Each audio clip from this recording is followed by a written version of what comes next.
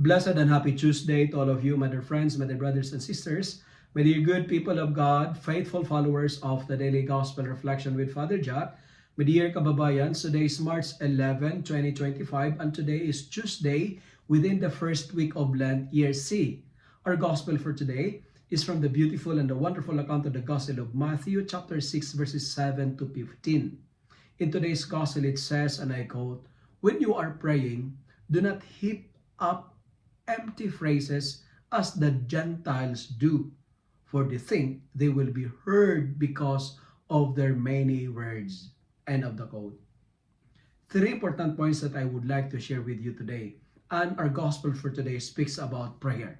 Number one, when you pray, make it short. In lack of words, God understands our hearts. We are reminded today that prayer is not a multiplication of words.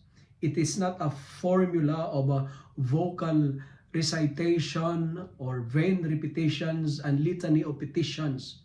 Short and concise and precise, because God knows already our needs before we open our mouth. Prayer is not all about what we wanted, but it's all about what God wants for us. That's why we pray, "Your will be done, not our will." And Jesus teaches us that it is not the amount or the volume of words nor the time we spend in prayer, but what matters most is our faith.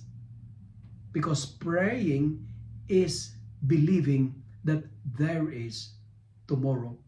As what Pope Francis says in our Jubilee of Hope today, quoting Romans 5 chapter 5, hope, because hope does not disappoint us.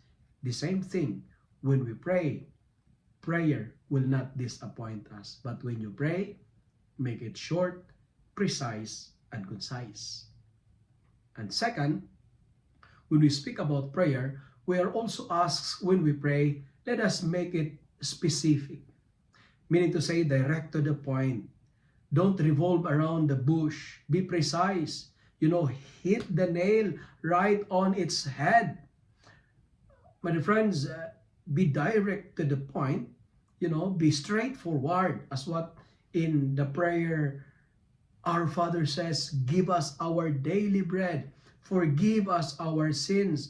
And rescue us from the evil one."